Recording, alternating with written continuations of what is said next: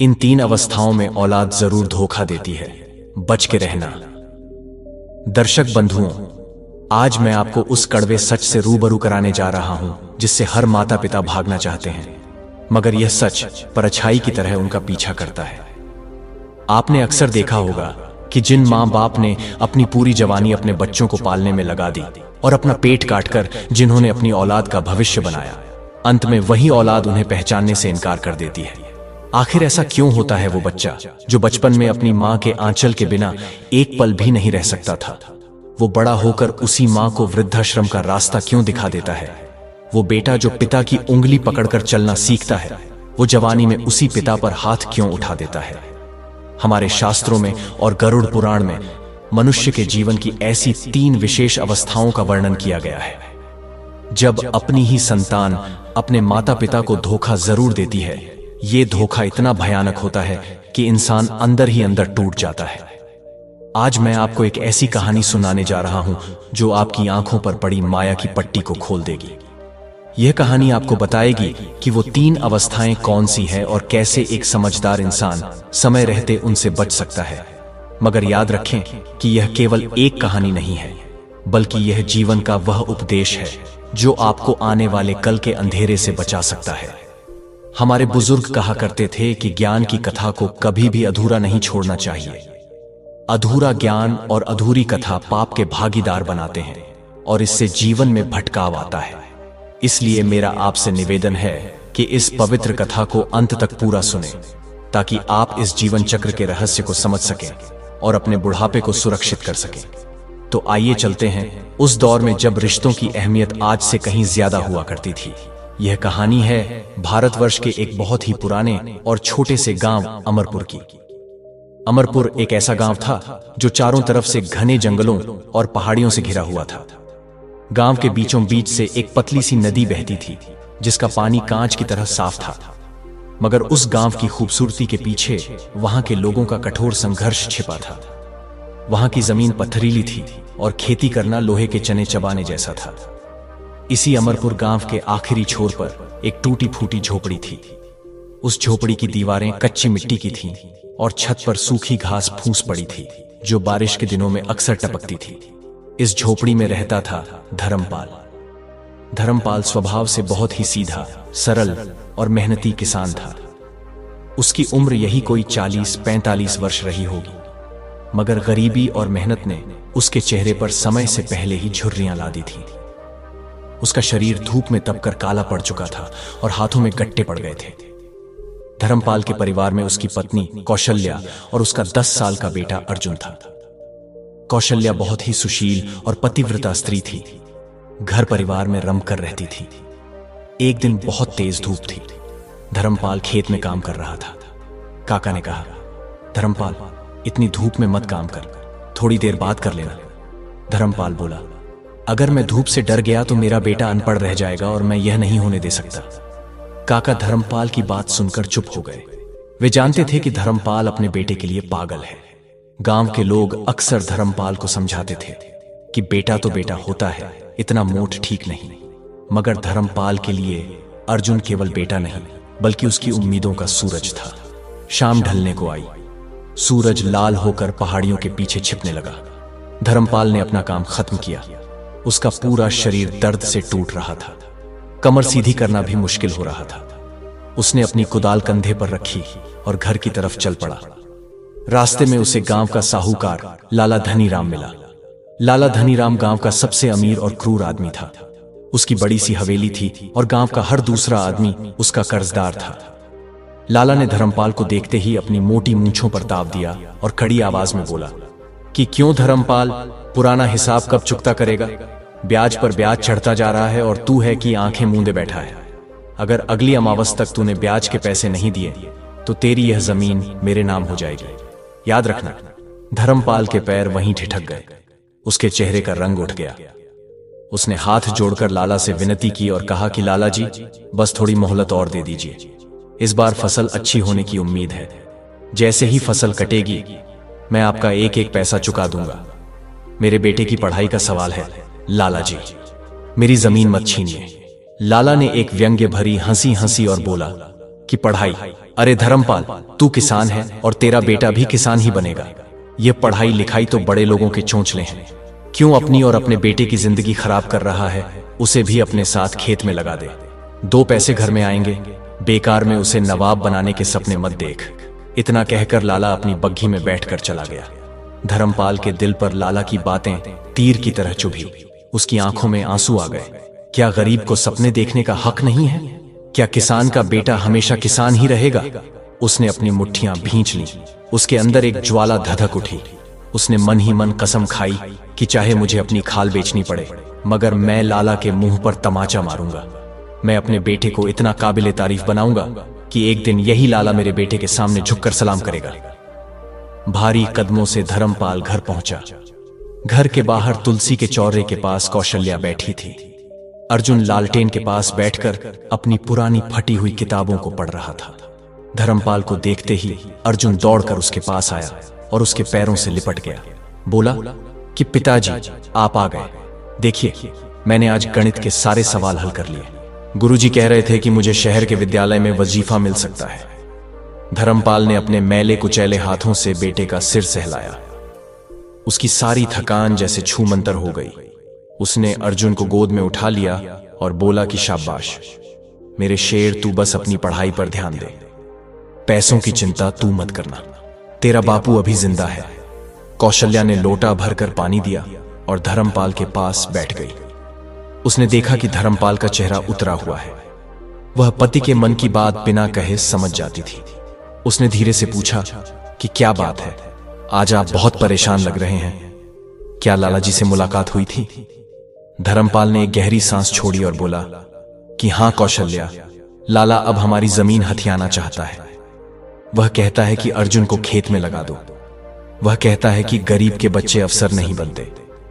कौशल्या की आंखों में भी डर की परछाई तैर गई। जमीन ही तो उनकी एकमात्र पूंजी थी।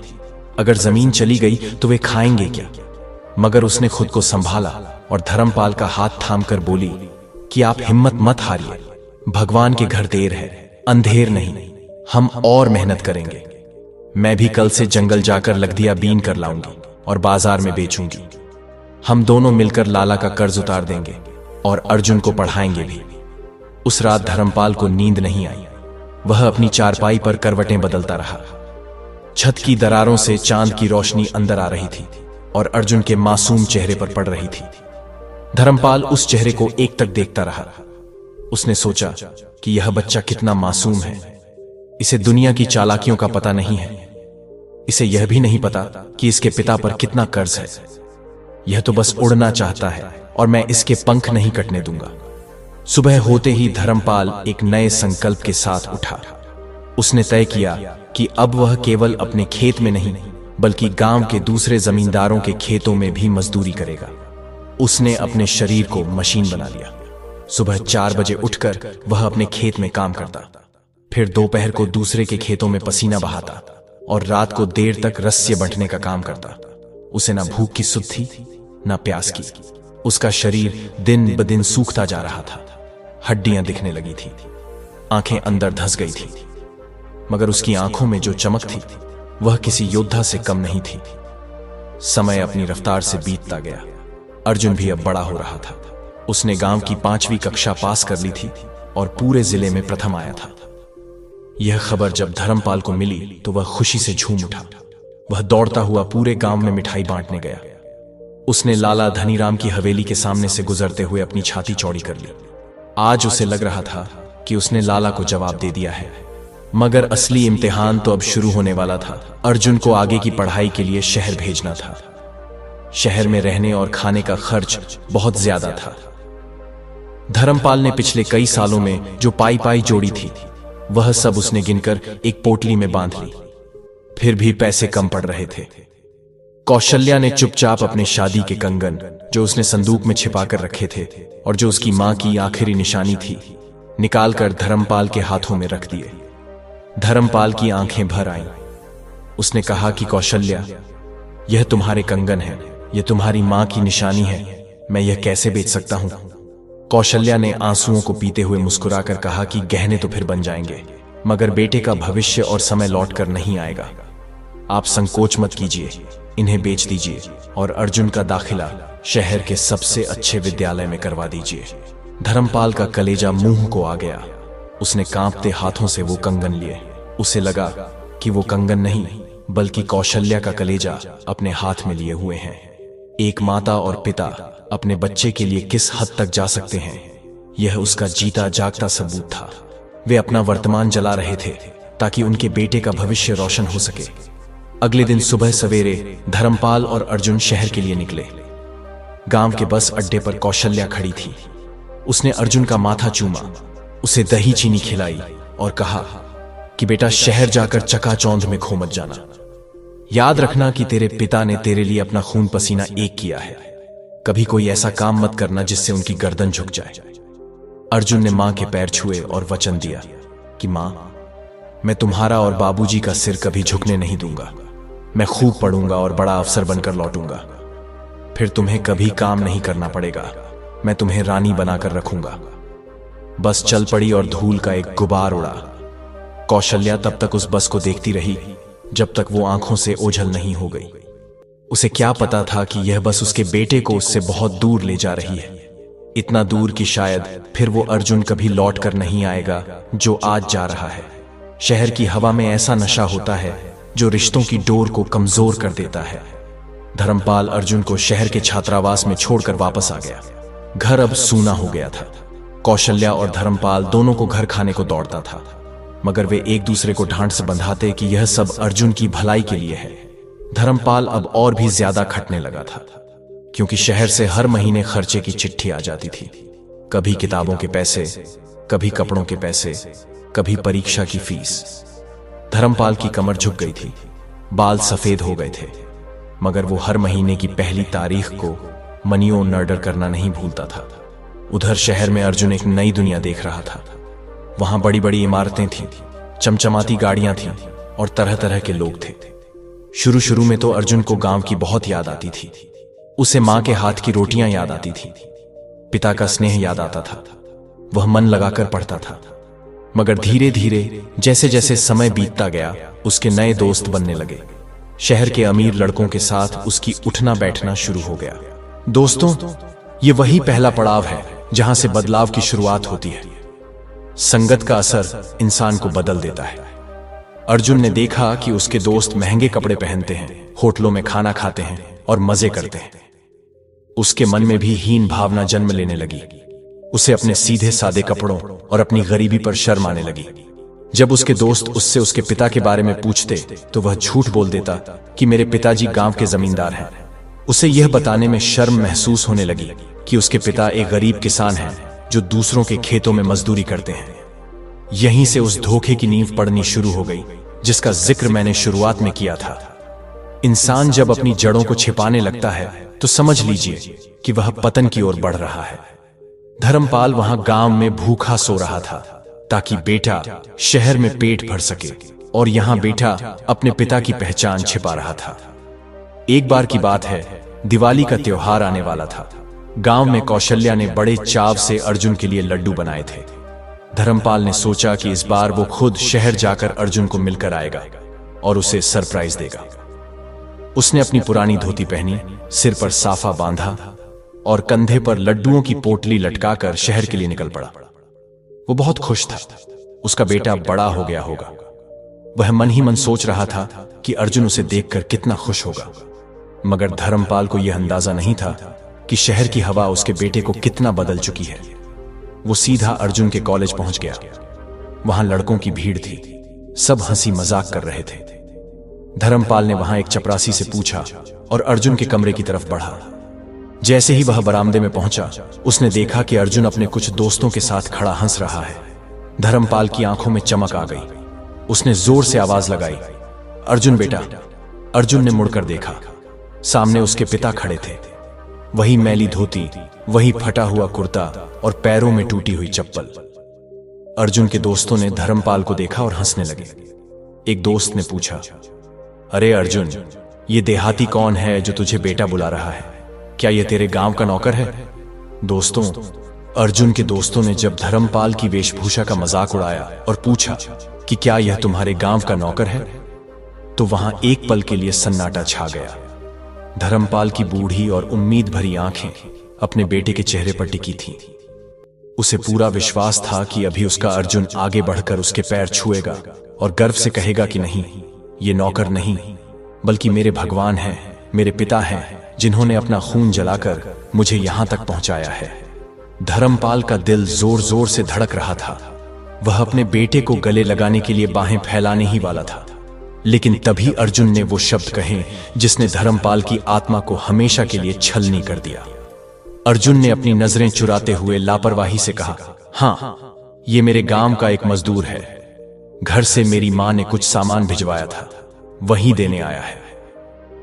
अर्जुन के ये शब्द धर्मपाल के कानों में पिघले हुए शीशे की तरह उतरे। उसे लगा जैसे आसमान फट गया हो और वो पाताल में समा गया हो। जिस बेटे के लिए उसने अपनी जवानी कुर्बान कर दी, जिस बेटे के लिए उसने अपने स्वाभिमान को गिरवी रख दिया, आज उसी बेटे ने उसे पहचानने से इनकार कर दिया। वह भी केवल इसीलिए ताकि अपने अमीर दोस्तों के सामने उसकी झूठी शान कम न हो जाए। धर्मपाल के हाथ में पकड़ी हुई लड्डुओं की पोटली कांपने लगी। वह पोटली जिसमें कौशल्या का प्यार और धर्मपाल का आशीर्वाद बंधा था, अब उसे पत्थर की तरह भारी लगने लगी थी। अर्जुन के दोस्तों ने यह सुनकर और जोर से ठहाका लगाया। उनमें से एक ने कहा, अरे अर्जुन, तेरे गांव के मजदूर भी कितने अजीब होते हैं। देखो तो सही कैसे फटे हाल में चले आते हैं। इन्हें शहर के तौर तरीकों की बिल्कुल भी समझ नहीं है। धर्मपाल वहां खड़ा सब सुन रहा था। उसकी आंखों से आंसुओं का सैलाब उमड़ना चाहता था, मगर उसने बड़ी मुश्किल से खुद को रोका। वह एक पिता था और एक पिता अपने बेटे को अपने ही सामने शर्मिंदा होते हुए नहीं देख सकता था, चाहे गलती बेटे की ही क्यों ना हो। धर्मपाल ने एक शब्द भी नहीं कहा। उसने न तो अर्जुन को डांटा और न ही अपना अधिकार जताया।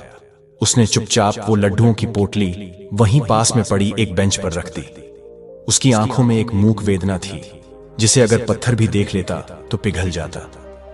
धर्मपाल ने कांपते हाथों से अपनी जेब से 10 रुपए का एक मुड़ा तोड़ा नोट निकाला और पोटली के पास रख दिया। ये शायद उसके पास बचे हुए आखिरी पैसे थे जो उसने अपनी वापसी के किराए के लिए रखे थे। मगर अब उसे वापस जाने के लिए किराए की नहीं बल्कि अपनी अर्थी की जरूरत महसूस हो रही थी। बिना पीछे मुड़े धर्मपाल वहां से चल पड़ा। उसके कदम लड़खड़ा रहे थे। ऐसा लग रहा था जैसे शरीर से जान निकल चुकी है और केवल एक ढांचा चल रहा है। वह कॉलेज के गेट से बाहर निकला और सड़क किनारे एक पेड़ के नीचे बैठकर फूट फूट कर रोने लगा। वह दहाड़े मारकर रोना चाहता था, मगर उसका गला रुंध गया था। उसने आसमान की तरफ देखा और ईश्वर से शिकायत की कि हे विधाता, ये तूने कैसा दिन दिखाया। क्या मेरी तपस्या में कोई कमी रह गई थी? क्या मेरे संस्कारों में कोई खोट था? मेरा बेटा, मेरा अर्जुन मुझे मजदूर कहकर बुलाता है। शाम हो गई थी। धर्मपाल जैसे तैसे बस अड्डे पहुंचा। उसके पास किराए के पूरे पैसे नहीं थे, इसलिए उसने कंडक्टर के सामने हाथ जोड़े और अपनी स्थिति बताई। कंडक्टर भी गांव का ही था। उसने धर्मपाल की हालत देखकर उसे मुफ्त में बैठा लिया। पूरी रात बस चलती रही और धर्मपाल खिड़की से बाहर अंधेरे को घूरता रहा। वह सोच रहा था कि अब घर जाकर कौशल्या को क्या मुंह दिखाएगा। वह कौशल्या जो दरवाजे पर पलकें बिछाए बैठी होगी, उसे क्या बताएगा? क्या वो कह दे कि तुम्हारा बेटा मर गया है? नहीं, एक पिता अपने बेटे के लिए अशुभ कैसे बोल सकता है? अगली सुबह जब धर्मपाल अपने गांव अमरपुर पहुंचा तो उसकी हालत देखकर गांव वाले भी सहम गए। उसका चेहरा पीला पड़ चुका था और आंखें सूजी हुई थीं। कौशल्या दौड़ती हुई आई और पानी का लोटा धर्मपाल के मुंह से लगाया। उसने घबराहट में पूछा, क्या हुआ? आप ठीक तो हैं? अर्जुन कैसा है? उसने आपको देखकर क्या कहा? क्या वो खुश हुआ? सवालों की झड़ी लग गई थी।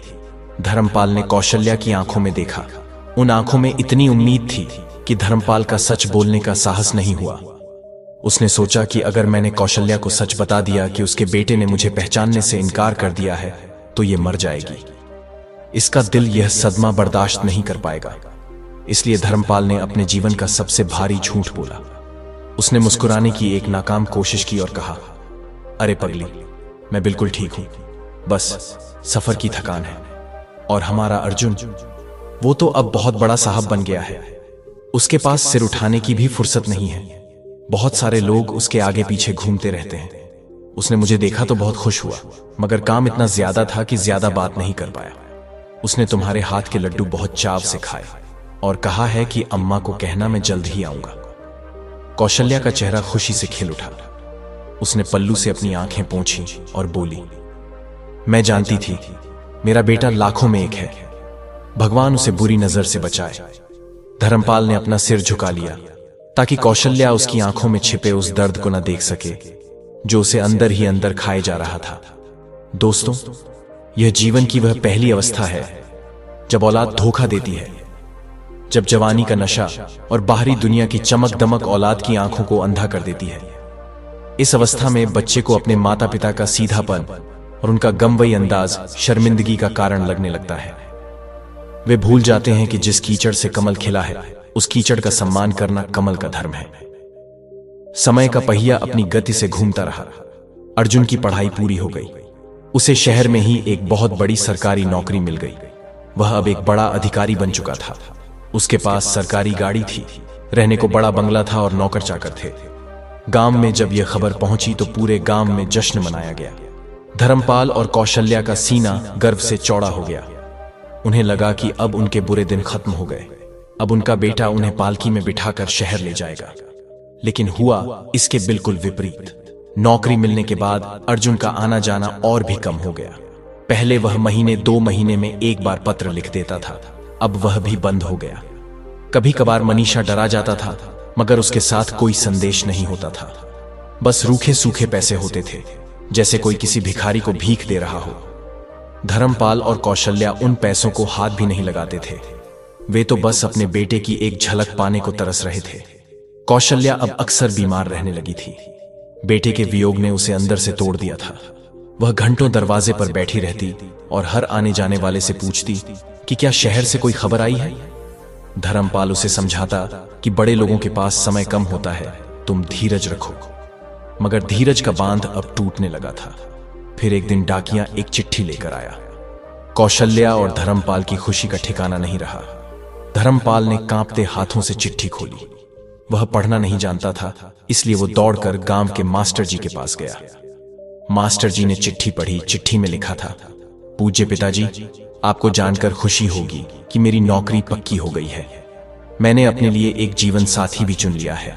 उसका नाम कणिका है और वह शहर के एक बहुत बड़े सेठ की बेटी है। हम अगले महीने की 10 तारीख को शादी कर रहे हैं। शादी शहर के सबसे बड़े होटल में होगी। आप और मां शादी में जरूर आना। गांव से किसी और को मत लाना, क्योंकि यहाँ के लोग बहुत आधुनिक हैं और भीड़ भाड़ पसंद नहीं करते। मैं कुछ पैसे भेज रहा हूं, उससे अपने लिए कुछ ढंग के कपड़े सिलवा लेना, ताकि मेरे ससुराल वालों के सामने मेरी नाक न कटे। आपका अर्जुन। मास्टर जी ने जब चिट्ठी पढ़कर सुनाई तो धर्मपाल सन्न रह गया। यह चिट्ठी नहीं थी, यह तो एक फरमान था। इसमें न तो माता पिता से कोई आज्ञा ली गई थी और न ही उन्हें कोई सम्मान दिया गया था। उलटे यह हिदायत दी गई थी कि ढंग के कपड़े पहनकर आना, ताकि बेटे की इज्जत बनी रहे। कौशल्या को इन बातों की गहराई समझ नहीं आई। वह तो बस इस बात से खुश थी कि उसके बेटे की शादी हो रही है और बहू आने वाली है। वह अपनी बीमारी भूलकर खड़ी हो गई और बोली, अरे सुनिए, जल्दी चलिए, हमें तैयारी करनी है। मेरी बहू आ रही है, मैं उसके लिए अपने कंगन दोबारा बनवाऊंगी। धर्मपाल उसे देखता रहा। वह उसे कैसे समझाए कि उनका बेटा उन्हें अपनी खुशी में शामिल करने के लिए नहीं, बल्कि केवल औपचारिकता पूरी करने के लिए बुला रहा है। धर्मपाल और कौशल्या ने अपनी जमा पूंजी और कुछ उधार लेकर नए कपड़े बनवाए। कौशल्या ने अपनी पुरानी साड़ी की जगह एक नई सूती साड़ी खरीदी। धर्मपाल ने भी एक नया कुर्ता पजामा सिलवाया। दोनों बहुत उत्साहित थे। वे सोच रहे थे कि वे बड़ी शान से अपने बेटे की शादी में जाएंगे। तय तारीख पर दोनों शहर पहुंचे। उन्होंने देखा कि शहर के एक बहुत ही आलीशान होटल को दुल्हन की तरह सजाया गया था। रंग बिरंगी रोशनियां जगमगा रही थीं। महंगी महंगी गाड़ियां आ जा रही थीं। सूट बूट पहने लोग घूम रहे थे। धर्मपाल और कौशल्या गेट पर पहुंचे। दरबान ने उन्हें रोक लिया। उनकी वेशभूषा देखकर दरबान ने सोचा कि यह कोई भिखारी है। उसने डांटते हुए कहा, चलो हटो यहां से, यहां शादी हो रही है, भीख नहीं बन रही। धर्मपाल ने गिड़गिड़ाते हुए कहा, अरे भाई, हम भीख मांगने नहीं आए। हम दूल्हे के माता पिता हैं। अर्जुन हमारा बेटा है। दरबार ने जोर से ठहाका लगाया और कहा, शक्ल देखिए अपनी आईने में। वो साहब अंदर बैठे हैं और तुम उनके माता पिता हो। झूठ बोलने की भी हद होती है। भाग जाओ वरना पुलिस को बुला लूंगा। तभी वहां से अर्जुन की गाड़ी गुजरी। अर्जुन ने खिड़की से अपने माता पिता को गेट पर दरबान के साथ बहस करते हुए देख लिया। वह गाड़ी से उतरा। उसने महंगा सूट पहन रखा था और वह किसी राजकुमार जैसा लग रहा था। वह तेज कदमों से गेट की तरफ आया। धर्मपाल और कौशल्या उसे देखकर खुश हो गए। कौशल्या आगे बढ़ी और बोली, बेटा अर्जुन। मगर अर्जुन ने मां को गले लगाने की बजाय उनका हाथ पकड़कर उन्हें एक कोने में खींच लिया। उसने दबी हुई मगर गुस्से भरी आवाज में कहा, तुम लोग यहां गेट पर क्या तमाशा कर रहे हो? मैंने कहा था ना कि ढंग के कपड़े पहनकर आना।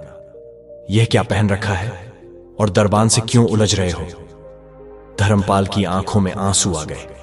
उसने कहा, बेटा हमने तो अपनी तरफ से सबसे अच्छे कपड़े पहने हैं और यह दरबान हमें अंदर नहीं आने दे रहा था। अर्जुन ने माथे पर हाथ मारा और बोला, हे भगवान, अब तुम लोगों को अंदर कैसे ले जाऊं? मेरे ससुराल वाले क्या सोचेंगे कि मेरे रिश्तेदार ऐसे हैं? उसने इधर उधर देखा और फिर कहा, देखो अब आ ही गए हो तो चुपचाप मेरे पीछे आओ और खबरदार जो किसी से ज्यादा बात करने की कोशिश की, बस एक कोने में बैठे रहना। कनिका के पिताजी शहर के मेयर हैं। अगर उनके सामने तुमने कोई गंभीर हरकत की तो मेरी नौकरी खतरे में पड़ जाएगी। अर्जुन उन्हें चोर दरवाजे से अंदर ले गया। शादी का मंडप बहुत ही भव्य था। तरह तरह के व्यंजन सजे थे। मगर अर्जुन ने अपने माता पिता को मेहमानों के बीच बैठाने के बजाय पीछे की तरफ, जहां हलवाई और नौकर खाना खा रहे थे, वहां एक मेज पर बिठा दिया। उसने कहा, तुम लोग यहीं बैठो, मैं खाना भिजवा देता हूं। जब फेरे होंगे तब बुला लूंगा। बाहर मत घूमना, लोग सवाल पूछेंगे। कौशल्या का दिल बैठ गया। वह अपने बेटे की शादी में, जिस बेटे को उसने अपनी कोख में 9 महीने रखा, आज उसी की शादी में वह एक अछूत की तरह छिपी बैठी थी। जिस दिन का सपना उसने बरसों से देखा था, वह दिन ऐसा होगा उसने कभी कल्पना भी नहीं की थी। सामने ही मंडप में शहनाई बज रही थी, मगर कौशल्या और धर्मपाल के कानों में वह शहनाई मातम की तरह लग रही थी। तभी वहां कणिका, जो अब अर्जुन की पत्नी बनने वाली थी, अपनी सहेलियों के साथ वहां से गुजरी। उसकी नजर कौशल्या और धर्मपाल पर पड़ी। उसने नाक सिकोड़ते हुए अर्जुन से पूछा, अर्जुन, ये कौन लोग हैं जो यहां पीछे बैठे हैं? इनके कपड़े कितने अजीब हैं। क्या यह तुम्हारे गांव के नौकर हैं जिन्हें तुमने मदद के लिए बुलाया है? अर्जुन के पास यह दूसरा मौका था सच बोलने का। यह मौका था अपनी गलती सुधारने का, मगर झूठी शान और पत्नी के डर ने उसे फिर से कायर बना दिया। उसने मुस्कुराते हुए कणिका से कहा, अरे नहीं डार्लिंग, ये हमारे गांव के दूर के रिश्तेदार हैं, बहुत गरीब हैं, इसलिए मैंने सोचा कि शादी के बहाने इन्हें भी अच्छा खाना मिल जाएगा। तुम इनकी चिंता मत करो, चलो हम मेहमानों से मिलते हैं। कौशल्या ने यह सुन लिया। एक मां के लिए इससे बड़ा आघात और क्या हो सकता है कि उसका बेटा अपनी पत्नी के सामने उसे पहचानने से इनकार कर दे। कौशल्या की आंखों से टप टप आंसू गिरने लगे। उसने धर्मपाल का हाथ पकड़ा और रूंधे गले से बोली, चलिए यहां से, अब और अपमान नहीं सहा जाता। हमें हमारा बेटा बहुत पहले ही खो चुका है। यह तो कोई और है जो उसका मुखौटा पहने खड़ा है। धर्मपाल ने पत्नी को सहारा दिया। दोनों बिना खाना खाए, बिना पानी पिए वहां से उठ खड़े हुए। उन्होंने जाते जाते एक आखिरी बार अपने बेटे को देखा, जो स्टेज पर खड़ा होकर फोटो खिंचवा रहा था। वह बहुत खुश लग रहा था। उसके चेहरे पर मां बाप के अपमान की कोई शिकन नहीं थी। धर्मपाल और कौशल्या रात के अंधेरे में ही उस शहर से निकल गए। उनके पेट में भूख थी, मगर दिल में जो चोट थी, उसके आगे भूख का कोई मोल नहीं था। उस रात बस में लौटते हुए धर्मपाल ने कसम खाई कि आज के बाद वह कभी अर्जुन की चौखट पर कदम नहीं रखेगा। शादी हो गई। अर्जुन अपनी नई दुनिया में और भी ज्यादा व्यस्त हो गया। कणिका को गांव का नाम सुनना भी पसंद नहीं था, इसलिए अर्जुन ने गांव जाना तो दूर, गांव की बात करना भी छोड़ दिया। उसने अपने माता पिता को पूरी तरह से भुला दिया। समय बीतता गया। बुढ़ापा धर्मपाल और कौशल्या के शरीर को जकड़ने लगा। अब धर्मपाल से मेहनत नहीं होती थी। खेत बंजर पड़ने लगे। घर की हालत और भी खस्ता हो गई। बारिश में छत से पानी टपकता तो वे एक कोने में सिमट कर बैठ जाते हैं। खाने के लाले पड़ गए थे। गांव वाले कभी कभार दया करके कुछ खाना दे जाते थे, मगर दोस्तों, मुसीबत कभी अकेली नहीं आती। एक दिन धर्मपाल को खेत में काम करते समय लकवा मार गया। उसका आधा शरीर बेकार हो गया। वह चारपाई पर पड़ गया। अब घर चलाने की पूरी जिम्मेदारी बूढ़ी कौशल्या के कंधों पर आ गई। दवा दारू के लिए पैसे चाहिए थे। कौशल्या ने सोचा कि चाहे बेटा कितना भी बुरा हो, मगर है तो अपना ही खून। शायद पिता की बीमारी की खबर सुनकर उसका दिल पसीज जाए। उसने किसी से लिखवाकर अर्जुन को एक पत्र भेजा। पत्र में लिखा था, बेटा अर्जुन, तेरे पिता बहुत बीमार हैं। उन्हें लकवा मार गया है। घर में खाने को दाना नहीं है। डॉक्टर ने बहुत महंगी दवाइयां बताई हैं। हम नहीं कहते कि तू हमसे मिलने आ, बस कुछ पैसों का इंतजाम कर दे ताकि तेरे पिता का इलाज हो सके। शायद यह तेरा आखिरी फर्ज हो। पत्र भेजने के बाद कौशल्या रोज डाकिये की राह देखती। एक हफ्ता बीता, 2 हफ्ते बीते, महीना बीत गया। न तो अर्जुन आया और न ही उसका कोई जवाब आया। कौशल्या की उम्मीदें अब दम तोड़ने लगी थी। धर्मपाल की हालत दिन ब दिन बिगड़ती जा रही थी।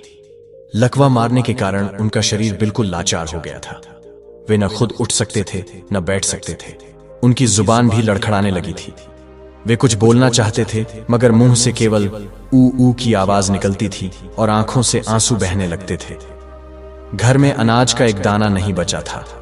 कौशल्या ने अपने घर के बचे खुचे पीतल के बर्तन भी बेच दिए थे। अब बेचने के लिए कुछ नहीं बचा था, सिवाय उस स्वाभिमान के जिसे धर्मपाल ने जिंदगी भर संभाल कर रखा था। कौशल्या, जो कभी घर की दहलीज नहीं लांघती थी, अब गांव के लोगों के घर जाकर काम मांगने लगी। वह दूसरों के घरों में अनाज साफ करती, गोबर पाथती और बदले में उसे जो थोड़ा बहुत आटा या चावल मिलता, उसकी वह पतली सी लपसी बनाकर धर्मपाल को खिलाती। एक दिन की बात है, मूसलाधार बारिश हो रही थी। उनकी झोपड़ी की छत जगह जगह से टपक रही थी। धर्मपाल जिस खाट पर लेटे थे, उसके ठीक ऊपर से पानी टपक रहा था। कौशल्या ने घर के सारे फटे पुराने कपड़े इकट्ठे किए और छत की दरारों में ठूंस दिए, मगर पानी रुकने का नाम नहीं ले रहा था। धर्मपाल भीग रहे थे और ठंड से कांप रहे थे। कौशल्या ने उन्हें अपनी पुरानी साड़ी से ढका और खुद सारी रात उनके सिरहाने बैठकर छत से टपकते पानी को एक कटोरे में भरती रही और बाहर फेंकती रही। उस काली और डरावनी रात में कौशल्या ने रोते हुए भगवान से पूछा, हे ईश्वर, क्या यही वह दिन है जिसके लिए हमने अपना पेट काट कर औलाद को पाला था? क्या इसी दिन के लिए धर्मपाल ने अपनी हड्डियों का पानी किया था? अगर औलाद ऐसी होती है तो तू किसी को औलाद देना ही मत। अगली सुबह जब बारिश रुकी तो गांव के रास्ते पर एक बड़ी सी सफेद रंग की गाड़ी आती दिखाई दी। गाड़ी के पहिए कीचड़ उछाले हुए आगे बढ़ रहे थे। गांव के बच्चे और कुत्ते गाड़ी के पीछे दौड़ रहे थे। गांव वालों ने अपने काम रोक दिए और आश्चर्य से देखने लगे कि आखिर इस गरीब बस्ती में यह रईस कौन आया है। गाड़ी सीधी धर्मपाल की टूटी हुई झोपड़ी के सामने आकर रुकी। कौशल्या उस वक्त चूल्हे में गीली लकड़ियां फूंकने की कोशिश कर रही थी। धुएं से उसकी आंखें लाल हो गई थीं। गाड़ी की आवाज सुनकर वो बाहर आई। उसने देखा कि गाड़ी का दरवाजा खुला और उसमें से अर्जुन उतरा। वही अर्जुन जिसका इंतजार करते करते उसकी आंखें सूख गई थीं। अर्जुन ने आंखों पर काला चश्मा लगा रखा था और शानदार कपड़े पहने थे। उसके पीछे पीछे दूसरी तरफ से उसकी पत्नी कणिका भी उतरी। कणिका ने अपनी साड़ी को कीचड़ से बचाने के लिए ऊपर उठा रखा था और नाक पर रुमाल रखा हुआ था, मानो उसे वहां की हवा से भी घिन आ रही हो। कौशल्या को अपनी आंखों पर विश्वास नहीं हुआ। वो लड़खड़ाते कदमों से दौड़ी और अर्जुन, मेरे लाल, कहते हुए उसे गले लगाने के लिए आगे बढ़ी। उसका मन कर रहा था कि वो अपने बेटे को छाती से लगा ले और खूब रोए। वो उसे बताए कि उसके पिता कितने बीमार हैं, उन्होंने कितने दुख सहे हैं। मगर अर्जुन ने मां को गले लगाने की बजाय अपने हाथ आगे कर दिए, जैसे किसी को रोक रहा हो। उसने रूखेपन से कहा, अम्मा देखो, मेरे कपड़े खराब मत करो, ये बहुत महंगे हैं और मैं अभी सीधे दफ्तर से आ रहा हूं। कौशल्या के हाथ हवा में ही थम गए। उसका ममता भरा दिल एक बार फिर चकनाचूर हो गया। फिर भी उसने खुद को संभाला और कहा, कोई बात नहीं बेटा, तू आ तो गया। तेरे बाबूजी अंदर बहुत बीमार हैं, वे तुझे याद कर करके रोते हैं। चल उनसे मिल ले। अर्जुन और कणिका झोपड़ी के अंदर गए। अंदर बहुत अंधेरा था और सीलन की बदबू आ रही थी। दवाइयों और बीमारी की एक अजीब सी गंध वहां बसी हुई थी। कणिका ने अपनी नाक और जोर से भींच ली और अर्जुन के कान में फुसफुसाई, अर्जुन जल्दी करो, मुझसे यहां एक पल भी खड़ा नहीं रहा जा रहा। यहां कितनी बदबू है, मुझे उल्टियां आ रही हैं। अर्जुन ने सिर हिलाया। वो उस खाट के पास गया जहां धर्मपाल लेटे थे। धर्मपाल की आंखें बंद थीं। आहट सुनकर उन्होंने आंखें खोली। सामने अपने बेटे को देखकर उनकी बेजान आंखों में चमक आ गई। वो उठने की कोशिश करने लगे मगर शरीर ने साथ नहीं दिया। उनके मुंह से एक अजीब सी आवाज निकली और हाथ कांपते हुए अर्जुन की तरफ बढ़े। वे अपने बेटे को छूना चाहते थे, यह यकीन करना चाहते थे कि यह सपना नहीं हकीकत है, मगर अर्जुन ने पिता का हाथ नहीं थामा। वह खाट से 2 कदम दूर ही खड़ा रहा और बोला, पिताजी, मैंने अम्मा की चिट्ठी पढ़ी थी। मुझे पता है कि आपकी तबीयत खराब है, लेकिन मैं क्या करूं? मेरी अपनी भी बहुत जिम्मेदारियां हैं। शहर में खर्चा बहुत है, कणिका को भी कई तरह की दिक्कतें हैं। धर्मपाल ने आंसू भरी आंखों से बेटे को देखा। वे ये नहीं सुन रहे थे कि बेटा क्या कह रहा है, वे तो बस अपने बेटे का चेहरा देख रहे थे। तभी कणिका ने बात काटी और बोली, देखिए माताजी, हम यहां कोई सेवा करने नहीं आए हैं। हमारे पास इतना समय नहीं है। हम दोनों नौकरी करते हैं। अर्जुन को अगले हफ्ते विदेश जाना है। हमने एक फैसला किया है जो आप दोनों के भले के लिए है। कौशल्या ने सहमते हुए पूछा, क्या फैसला बहू? अर्जुन ने गला साफ किया और अपनी जेब से कुछ कागज निकाले। उसने कहा, देखो अम्मा, पिताजी अब खेती तो कर नहीं सकते। यह जमीन ऐसे ही बंजर पड़ी है और आप दोनों की हालत भी अब यहां रहने लायक नहीं है। मैंने लाला से बात की है, वो इस जमीन के अच्छे दाम देने को तैयार है। आप इस कागज पर पिताजी का अंगूठा लगवा दो, हम जमीन बेच देते हैं। कौशल्या को लगा जैसे किसी ने उसका कलेजा निकाल लिया हो। यह जमीन केवल मिट्टी का टुकड़ा नहीं थी, यह धर्मपाल की मां थी, उनकी पहचान थी। उसने कांपती आवाज में कहा, जमीन बेच दे। लेकिन बेटा, ये तेरे दादा की निशानी है। तेरे बाबूजी ने जान से भी ज्यादा इसे संभाल कर रखा है, और अगर जमीन बिक गई तो हम कहां जाएंगे? अर्जुन ने अपनी योजना समझाई। अरे अम्मा, तुम चिंता क्यों करती हो?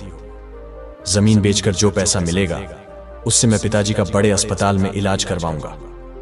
और रही बात रहने की, तो तुम दोनों को मैं अपने साथ शहर ले चलूंगा। वहां मेरा इतना बड़ा घर है, तुम लोग वहां आराम से रहना। यहां इस कचरे में सड़ने से तो अच्छा है कि हमारे साथ चलो। यह सुनते ही कौशल्या के मन में आशा की एक किरण जगी। उसे लगा कि शायद उसका बेटा सुधर गया है। वो उन्हें अपने साथ ले जाना चाहता है। वो धर्मपाल का इलाज करवाना चाहता है। एक मां का दिल बहुत जल्दी पिघल जाता है। वो भूल गई कि अभी 2 पल पहले इसी बेटे ने उसे गले लगाने से इनकार कर दिया था। वो भूल गई कि बहू को उनसे कितनी घिन आ रही थी।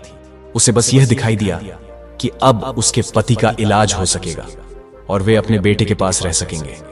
कौशल्या ने धर्मपाल की तरफ देखा। धर्मपाल सब समझ रहे थे। उनकी आंखों से लगातार आंसू बह रहे थे।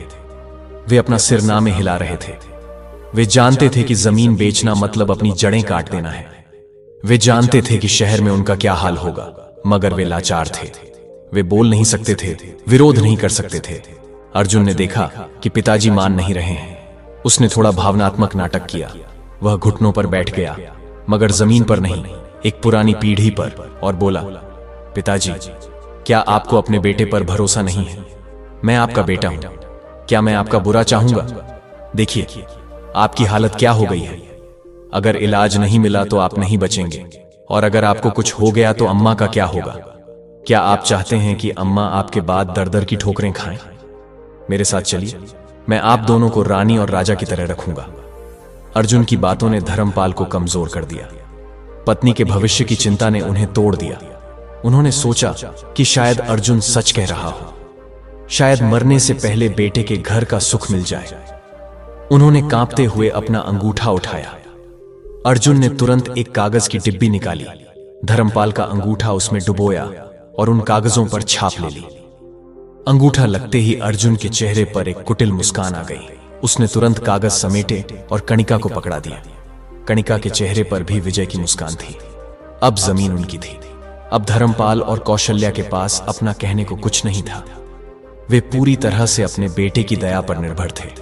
अर्जुन ने घड़ी देखी और बोला, चलो, अब देर हो रही है। लाला बाहर इंतजार कर रहा है, उसे कागज देने हैं। तुम दोनों अपना जरूरी सामान बांध लो, हम आज शाम को ही शहर निकलेंगे। कौशल्या ने जल्दी जल्दी एक छोटी सी गठरी बांधी। उसमें धर्मपाल के 2 कुर्ते, अपनी एक साड़ी, रामायण की एक पुरानी किताब और घर के मंदिर से लड्डू गोपाल की मूर्ति रख ली। बस यही उनकी कुल जमा पूंजी थी। जब वे घर से निकलने लगे तो धर्मपाल ने मुड़कर अपनी उस झोपड़ी को देखा। टूटी फूटी दीवारें, वो आंगन जहां अर्जुन बचपन में खेलता था, वो तुलसी का पौधा जिसे कौशल्या रोज जल देती थी। धर्मपाल की आंखों से आंसुओं की धार बह निकली। उन्हें आभास हो गया था कि वे अब कभी यहां वापस नहीं आएंगे। यह विदाई केवल घर से नहीं बल्कि उनके जीवन से भी थी। गांव वाले भी इकट्ठा हो गए थे। काका, जो धर्मपाल के पुराने साथी थे, वे लाठी टेकते हुए आए। उन्होंने अर्जुन से कहा, बेटा अर्जुन, तेरे माँ बाप अब बूढ़े हो गए हैं, वे अब बच्चे की तरह हैं, इनका ख्याल रखना, इन्हें कभी रोने मत देना, भगवान तुझे बहुत बरकत देगा। अर्जुन ने लापरवाही से सिर हिलाया और कहा, हाँ काका, पता है, आप लोग ज्ञान मत बांटिए, हम इनका इलाज करवाने ही ले जा रहे हैं। गाड़ी में बैठते समय भी एक समस्या खड़ी हो गई। कणिका ने कहा, अर्जुन, ये पिताजी की हालत देखो, इनके कपड़ों से बदबू आ रही है। अगर इन्होंने मेरी गाड़ी की गद्दी खराब कर दी तो इन्हें पीछे डिग्गी में तो नहीं बिठा सकते, लेकिन कोई चादर बिछा दो। कौशल्या ने यह सुना तो उसका खून खौल उठा, मगर वो चुप रही। उसने अपनी पुरानी साड़ी की एक परत धर्मपाल के नीचे बिछा दी। धर्मपाल को गाड़ी की पिछली सीट पर लिटा दिया गया। कौशल्या उनके पैरों के पास सिमट कर बैठ गई। अर्जुन और कणिका आगे बैठे। ऐसी चालू कर दिया गया और गाड़ी चल पड़ी। अमरपुर गांव पीछे छूटता जा रहा था। धर्मपाल खिड़की के शीशे से अपने गांव के पेड़ों, खेतों और रास्तों को ओझल होते देख रहे थे। ये वही रास्ते थे जहां उन्होंने अर्जुन को साइकिल चलाना सिखाया था। ये वही खेत थे जहां उन्होंने अपना पसीना बहाया था।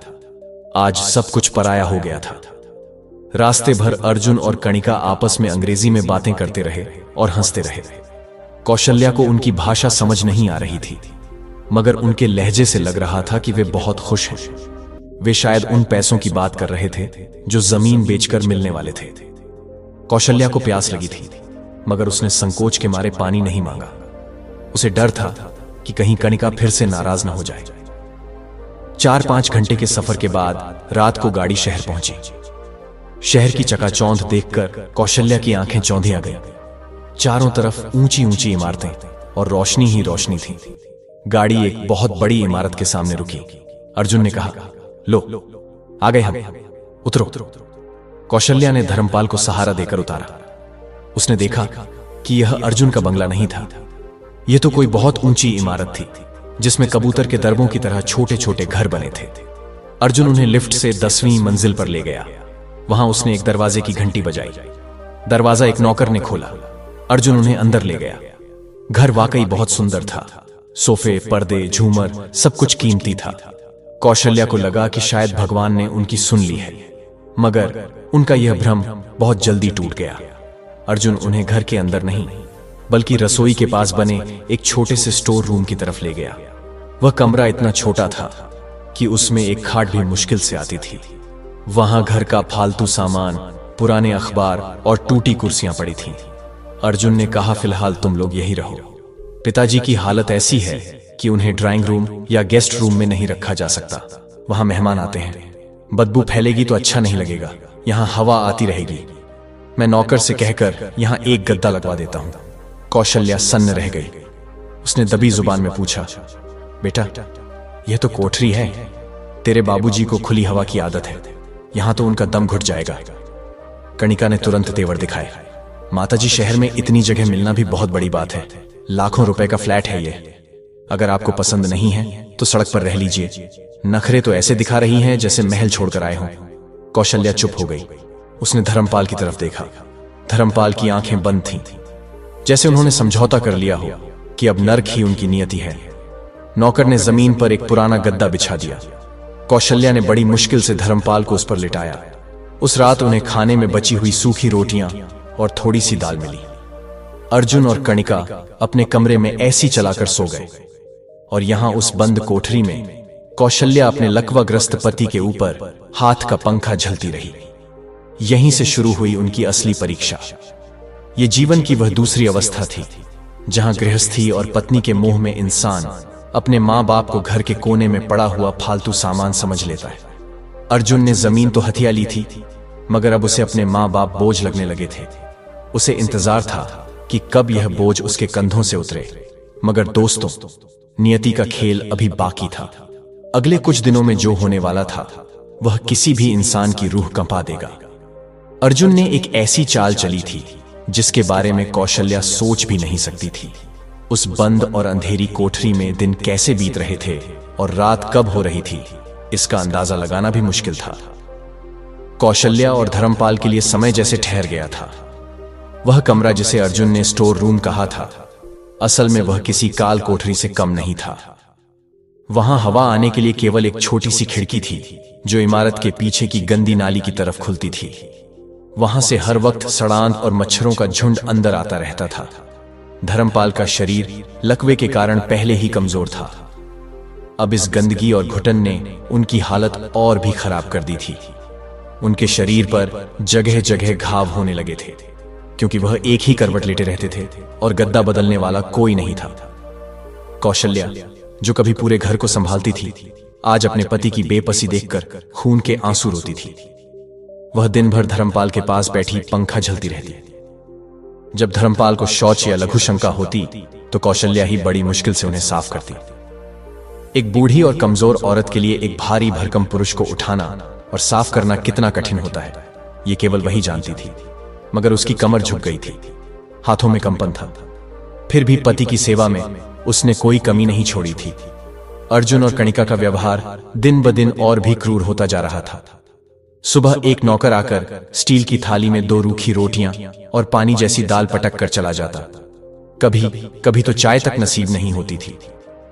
कौशल्या जब पानी मांगने के लिए रसोई की तरफ जाती तो कणिका उसे देखकर चिल्ला पड़ती। एक दिन की बात है, दोपहर का समय था। धर्मपाल को बहुत जोर की प्यास लगी थी।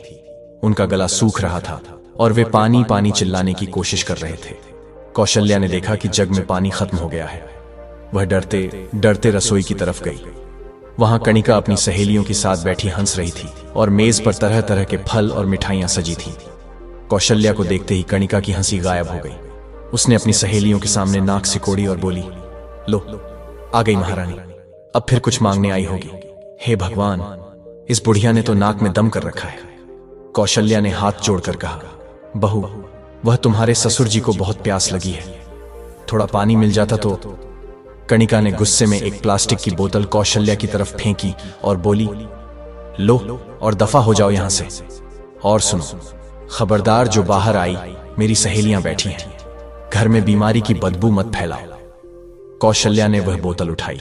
उसकी आंखों से आंसू टपक कर फर्श पर गिर गए। जिस घर को बनाने के लिए उसने अपना सब कुछ लुटा दिया, आज उसी घर में उसे एक भिखारी से भी बदतर समझा जा रहा था। वह चुपचाप पानी लेकर कोठरी में आ गई और धर्मपाल को पिलाया।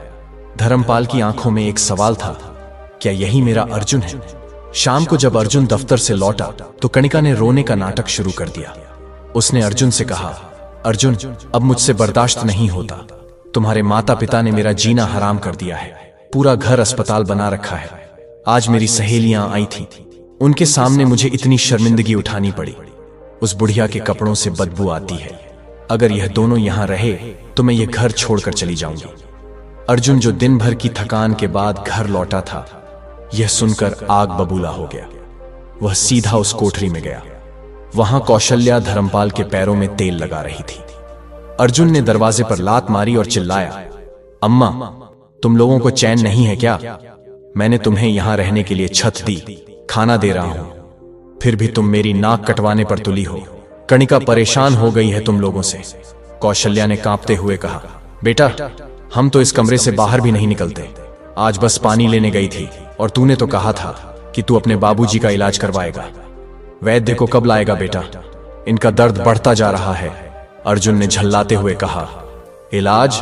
तुम्हें पता है शहर में इलाज कितना महंगा है? मेरे पास पेड़ नहीं लगा है पैसों का। जो मिल रहा है चुपचाप खा लो, वरना वह भी बंद हो जाएगा। धर्मपाल ने बेटे की यह बातें सुनी। उनके अंदर का पिता आज पूरी तरह मर गया। उन्होंने कौशल्या का हाथ पकड़ा और इशारे से कहा कि बेटे से कुछ मत मांगो। उस रात धर्मपाल की तबीयत बहुत ज्यादा बिगड़ गई। उन्हें सांस लेने में तकलीफ होने लगी। वे जोर जोर से खांसने लगे।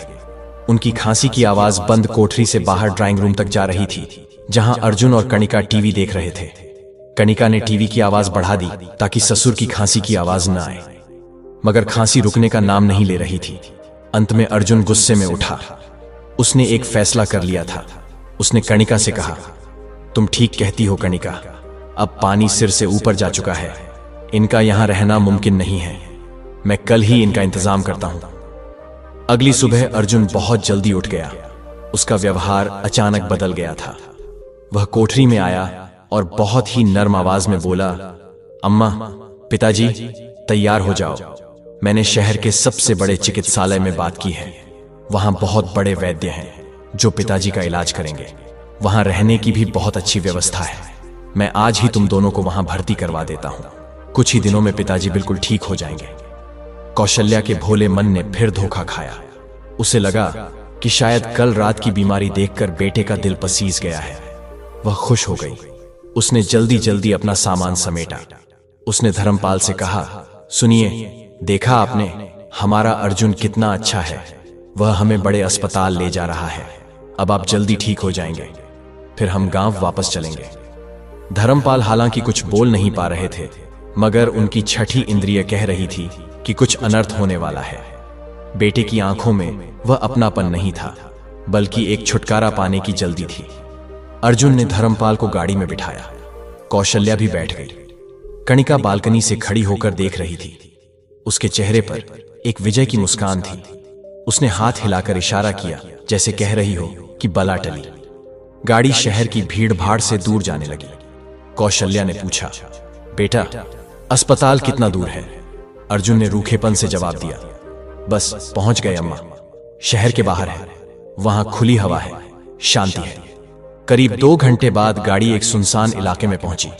वहां एक पुरानी और जर्जर इमारत थी, जिसके चारों तरफ ऊंची दीवारें थीं। गेट पर लोहे का जंग लगा दरवाजा था। उस जगह को देखकर ही दिल में एक अजीब सा डर बैठ जाता था। वहां न तो कोई सफेद कोट वाला वैद्य दिख रहा था और न ही कोई दवाई की दुकान। बस एक अजीब सा सन्नाटा था। गाड़ी रुकी। अर्जुन उतरा और उसने धर्मपाल को बाहर निकाला। कौशल्या ने घबराते हुए पूछा, बेटा, ये कैसा अस्पताल है? यहां तो कोई नहीं दिख रहा। अर्जुन ने नजरें चुराते हुए कहा, अम्मा, ये विशेष अस्पताल है। यहां केवल बूढ़े लोगों का इलाज होता है। तुम चलो तो सही। वे अंदर गए। अंदर का नजारा देखकर कौशल्या की रूह कांप गई। वहां बड़े बड़े हॉल में दर्जनों बूढ़े लोग चारपाइयों पर पड़े थे। कोई खांस रहा था, कोई अपने आप से बातें कर रहा था, कोई दीवार को घूर रहा था। वहां की हवा में फिनाइल और मूत्र की मिलीजुली गंध थी। कुछ बूढ़े लोग तो ऐसे लग रहे थे जैसे वे केवल मौत का इंतजार कर रहे हों। एक मोटा सा आदमी, जो वहां का प्रबंधक लग रहा था, रजिस्टर लेकर आया। अर्जुन ने उससे कुछ बातें की और नोटों की एक गड्डी उसे थमा दी। उस आदमी ने पैसे गिने और एक अजीब सी हंसी हंसते हुए कहा, ठीक है साहब, आप बेफिक्र रहिए, अब यह हमारी जिम्मेदारी है। अर्जुन ने कौशल्या की तरफ मुड़कर देखा। उस वक्त अर्जुन की आंखों में न तो कोई शर्म थी और न ही कोई दुख। उसने कहा, अम्मा, तुम लोग यहीं रहो। यहां पिताजी का बहुत अच्छा इलाज होगा। मैं हर हफ्ते मिलने आऊंगा। घर पर कणिका अकेली है, मुझे जाना होगा। कौशल्या का माथा ठनका। उसने अर्जुन का हाथ पकड़ लिया और रोते हुए बोली, बेटा, तू हमें कहां छोड़कर जा रहा है? यह अस्पताल नहीं लगता, यह तो नरक है। मुझे यहां डर लग रहा है। हमें अपने साथ ले चल बेटा। हम स्टोर रूम में ही रह लेंगे, कभी बाहर नहीं आएंगे। मैं तेरे पैर पड़ती हूं अर्जुन, हमें यहां मत छोड़। कौशल्या अपने बेटे के पैरों में गिर गई। वह गिड़गिड़ा रही थी, रो रही थी। वहां मौजूद दूसरे बुजुर्ग भी यह दृश्य देखकर अपनी पुरानी यादों में खो गए और रोने लगे। सबके साथ यही हुआ था। अर्जुन ने झटके से अपना पैर छुड़ाया। उसने कहा, अम्मा, जिद मत करो, यह तुम दोनों के भले के लिए है। वहां घर में जगह नहीं है और यहां तुम्हारी सेवा करने के लिए लोग हैं। इतना कहकर अर्जुन तेजी से मुड़ा और बाहर की तरफ चल दिया। कौशल्या उसके पीछे दौड़ी। अर्जुन, अर्जुन, रुक जा मेरे लाल, ऐसा मत कर, तेरे पिता मर जाएंगे यहां। मगर अर्जुन ने एक बार भी पीछे मुड़कर नहीं देखा। वह गाड़ी में बैठा दरवाजा बंद किया और गाड़ी स्टार्ट करके धूल उड़ाते हुए वहां से निकल गया। कौशल्या गेट के लोहे के सरियों को पकड़कर चीखती रही, चिल्लाती रही, मगर वो गाड़ी तब तक नहीं रुकी जब तक वो आंखों से ओझल नहीं हो गई। पीछे प्रबंधक ने आकर कौशल्या के कंधे पर हाथ रखा और कठोर आवाज में बोला, चलो माई, अब तमाशा बंद करो। वो नहीं आएगा। यहां जो एक बार आता है उसे छोड़ने वाले कभी वापस नहीं आते। ये अस्पताल नहीं, वृद्धाश्रम है। उन मां बापों का आखिरी ठिकाना जिन्हें उनकी औलाद ने कूड़ा समझकर फेंक दिया है। वृद्धाश्रम, यह शब्द कौशल्या के कानों में बिजली बनकर गिरा। तो उसका बेटा उन्हें इलाज के लिए नहीं बल्कि हमेशा के लिए त्यागने आया था। उसने धर्मपाल की तरफ देखा। धर्मपाल को 2 कर्मचारी पकड़कर अंदर ले जा रहे थे। उनकी गर्दन लुढ़की हुई थी और आंखों से आंसुओं की धार बह रही थी। वे सब समझ गए थे। उन्होंने जिस बेटे के लिए अपनी जमीन बेची, अपना खून बेचा, उसी बेटे ने उन्हें जीते जी लावारिस बना दिया था। कौशल्या वहीं जमीन पर बैठ गई और उसने अपना सिर पीट लिया। उसे अपनी कोख पर घृणा हो रही थी। उसे लग रहा था कि उसने किसी बेटे को नहीं बल्कि एक कसाई को जन्म दिया है। उस आश्रम में उनका जीवन नर्क से भी बदतर हो गया। वहां खाने के नाम पर पानी वाली खिचड़ी मिलती थी। धर्मपाल की हालत सुधरने के बजाय और बिगड़ने लगी। वहां कोई वैद्य नहीं आता था। बस जब कोई मरने वाला होता था तो उसे एक अलग कमरे में डाल दिया जाता था। कौशल्या दिन रात धर्मपाल के सिरहाने बैठी रहती। वह अब भगवान से जिंदगी की नहीं बल्कि मौत की दुआ मांगती थी। कौशल्या अक्सर वहां के दूसरे बुजुर्गों से बात करती। सबकी कहानी एक जैसी थी। किसी का बेटा विदेश में था, किसी की बहू ने घर से निकाल दिया था, किसी ने जायदाद नाम करवाते ही लात मार दी थी। यह आश्रम उन टूटे हुए दिलों का कब्रिस्तान था जो अभी भी धड़क रहे थे। एक रात बारिश बहुत तेज हो रही थी। बादलों की गड़गड़ाहट से खिड़कियां हिल रही थीं। धर्मपाल की सांसें बहुत तेज चलने लगी। वे जोर जोर से हाँफ रहे थे। कौशल्या घबरा गई। उसने आश्रम के चौकीदार को आवाज लगाई, अरे कोई है, मेरे पति को देखो, क्या हो रहा है। मगर रात के वक्त वहां कोई सुनने वाला नहीं था। धर्मपाल ने अपनी कांपती हुई उंगलियों से कौशल्या का हाथ पकड़ा। उनकी आंखों में एक अजीब सी शांति थी। उन्होंने बड़ी मुश्किल से अपनी पूरी ताकत जमा करके लटखड़ाती जुबान से अपने जीवन के आखिरी शब्द कहे। उन्होंने कहा, सा कौशल्या, रोना मत, यह हमारी सजा है, औलाद पर अंधा विश्वास करने की सजा। और इसके साथ ही धर्मपाल की गर्दन एक तरफ लुढ़क गई। उनकी आंखों की पुतलियां स्थिर हो गईं। हाथ की पकड़ ढीली पड़ गई। वह किसान, वह पिता जिसने पूरी जिंदगी संघर्ष किया, आज एक अनाथ की तरह एक अनजान छत के नीचे अपने बेटे की बेवफाई का बोझ लेकर इस दुनिया से चला गया। कौशल्या संग रह गई। उसने धर्मपाल को हिलाया, सुनिए, सुनिए जी, आप मुझे छोड़कर नहीं जा सकते। मैं अकेली क्या करूंगी इस जालिम दुनिया में। जब कोई जवाब नहीं मिला तो कौशल्या की चीख ने उस आश्रम के सन्नाटे को चीर दिया। वह दहाड़े मार मार कर रोने लगी। आश्रम के लोग जमा हो गए। प्रबंधक ने आकर देखा और बोला, मर गया लगता है, चलो एक मुसीबत कम हुई, सुबह नगर पालिका की गाड़ी बुलाकर भिजवा देंगे। कौशल्या ने जब यह सुना कि उसके पति की लाश को मुसीबत और कूड़ा समझा जा रहा है तो उसके अंदर की शेरनी जाग उठी।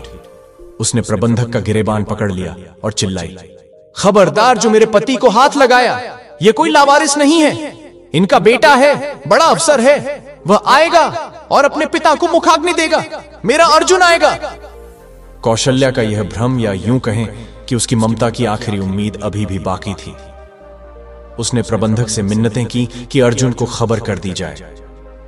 प्रबंधक ने बेमन से अर्जुन के नंबर पर फोन मिलाया। फोन की घंटी बजी। दूसरी तरफ अर्जुन गहरी नींद में था। उसने फोन उठाया और नींद भरी आवाज में बोला, हेलो। प्रबंधक ने कहा, साहब, मैं आश्रम से बोल रहा हूं, आपके पिता का देहांत हो गया है, आकर ले जाइए। आश्रम के प्रबंधक ने फोन कान से लगाया हुआ था और वहां खड़े सभी लोग, जिनमें कौशल्या भी शामिल थी, सांस रोके उस बातचीत का नतीजा जानने का इंतजार कर रहे थे। कौशल्या की आंखों में अब आंसू नहीं थे, बस एक सूनी और डरावनी उम्मीद थी। उसे लग रहा था कि अभी प्रबंधक कहेगा कि अर्जुन आ रहा है, वो रास्ते में है, वो रो रहा है। लेकिन उधर फोन की दूसरी तरफ अर्जुन की आवाज में न तो कोई कंपन था और न ही कोई दुख। उसने एक बहुत ही व्यावहारिक और ठंडे स्वर में कहा, देखिए प्रबंधक जी, मुझे बहुत खेद है कि पिताजी का देहांत हो गया, लेकिन अभी मैं बहुत बड़ी मुसीबत में फंसा हूं। मेरी कंपनी की एक बहुत जरूरी बैठक है। मेरा विदेश जाना था है। अगर मैं अभी वहां आता हूं तो मेरा लाखों का नुकसान हो जाएगा और मेरी नौकरी भी खतरे में पड़ सकती है। और वैसे भी अब वो चले गए हैं। मेरे आने से वो वापस तो नहीं आ जाएंगे? प्रबंधक ने हैरानी से पूछा। तो साहब, क्या आप अंतिम संस्कार के लिए भी नहीं आएंगे? पिता को मुखाग्नि देना तो बेटे का सबसे बड़ा धर्म होता है। उनकी आत्मा को शांति कैसे मिलेगी? अर्जुन ने झल्लाहट भरे स्वर में कहा, अरे भाई, धर्म और कर्म की बातें मुझे मत सिखाओ। आज के जमाने में यह सब ढकोसला है। आप एक काम कीजिए, आश्रम की तरफ से ही उनका अंतिम संस्कार करवा दीजिए। जो भी खर्चा आएगा वह मुझे बता देना, मैं ऑनलाइन भेज दूंगा। पंडित को थोड़े ज्यादा पैसे दे देना ताकि वह विधि विधान से सब निपटा दे। मेरे पास समय नहीं है, मुझे अभी तैयारी करनी है। इतना कहकर अर्जुन ने फोन काट दिया। फोन कटने की वो टूटू की आवाज उस सन्नाटे में किसी हथौड़े की तरह गूंज रही थी। प्रबंधक ने धीरे से फोन नीचे रखा। उसकी नजरें कौशल्या से मिल नहीं पा रही थीं। उसने एक गहरी सांस ली और बहुत ही धीमी आवाज में कहा, माई, अर्जुन बाबू नहीं आ पाएंगे। वे कह रहे हैं कि उन्हें बहुत जरूरी काम है। उन्होंने पैसे भिजवाने को कहा है और कहा है कि हम यहीं उनका संस्कार कर दें। यह सुनते ही कौशल्या पर जैसे वज्रपात हो गया। वह पत्थर की मूरत बन गई। कुछ पल के लिए तो उसे समझ ही नहीं आया कि क्या हुआ। फिर उसने एक बहुत ही दर्दनाक हंसी हंसी। वह हंसी रोने से भी ज्यादा भयानक थी। वह बोली, काम? जरूरी काम? उस पिता से भी ज्यादा जरूरी जिसने उसे उंगली पकड़कर चलना सिखाया। उस पिता से ज्यादा जरूरी जिसने अपनी जमीन बेचकर उसे साहब बनाया। कौशल्या उठी और लटखड़ाते हुए धर्मपाल के शव के पास गई। उसने धर्मपाल के ठंडे पड़ चुके गालों को छुआ और बोली, सुनिए जी, आप ठीक कहते थे। यह कलयुग है। यहां बेटा केवल तब तक बेटा है जब तक उसका स्वार्थ है। आपने व्यर्थ ही उस पर अपनी जिंदगी लुटाई। देखिए, आज आपके पास कफन के लिए भी बेटे का दिया पैसा है, मगर बेटे का कंधा नहीं। आश्रम के कुछ कर्मचारियों ने मिलकर धर्मपाल की अर्थी तैयार की। बांस की लकड़ियों पर धर्मपाल का शव रखा गया। कौशल्या ने अपनी फटी हुई साड़ी के पल्लू से उनकी धूल भरी देह को साफ किया। उस समय वहां कोई रोने वाला नहीं था सिवाय कौशल्या के। न कोई रिश्तेदार, न गांव वाले, न बेटा, न बहू। एक अनाथ की तरह उनकी अंतिम यात्रा शुरू हुई। नगर पालिका की एक पुरानी वैन बुलाई गई जो लावारिस लाशों को श्मशान ले जाती थी। धर्मपाल के शव को उस वैन में पीछे रख दिया गया। कौशल्या भी उसी वैन में शव के पास नीचे फर्श पर बैठ गई। वैन हिचकोले खाते हुए शहर के श्मशान घाट की तरफ चल पड़ी। श्मशान घाट पर चिता सजाई गई। पंडित जी ने पूछा, मृतक का पुत्र कहां है? मुखाग्नि कौन देगा? प्रबंधक ने सिर झुकाकर कहा, पंडित जी, इनका बेटा शहर का बड़ा साहब है, उसके पास समय नहीं है, आप ही विधि पूरी करवा दीजिए। पंडित जी भी सन्न रह गए। उन्होंने कौशल्या की तरफ देखा। कौशल्या की आंखों में अब आग धधक रही थी। वह आगे बढ़ी और बोली, पंडित जी, मेरा कोई बेटा नहीं है, मैं बांझ हूं। जिस बेटे को मैंने जन्म दिया था वह तो बहुत पहले मर चुका। ये शरीर मेरे पति का है और अग्नि मैं दूंगी। अर्धांगिनी हूं उनकी, जीवन भर उनके सुख दुख में साथ रही। अब अंतिम सफर में भी मैं ही उनका साथ निभाऊंगी। और उस दिन श्मशान घाट पर एक ऐसा दृश्य देखा गया जो शास्त्रों की मर्यादा को भी चुनौती दे रहा था। एक बूढ़ी, कमजोर और कांपती हुई स्त्री ने हाथ में जलती हुई लकड़ी ली। उसने अपने पति की चिता की परिक्रमा की। उसकी आंखों से आंसू सूख चुके थे। उसने राम नाम सत्य है का उद्घोष किया और कांपते हाथों से चिता को अग्नि दे दी। लपटें उठने लगी। धर्मपाल का शरीर, जिसने पूरी उम्र धूप और गर्मी सही थी, अब अग्नि में विलीन हो रहा था। कौशल्या वहीं खड़ी जलती हुई चिता को देखती रही। उसे उन लपटों में अपना अतीत जलता हुआ दिखाई दे रहा था।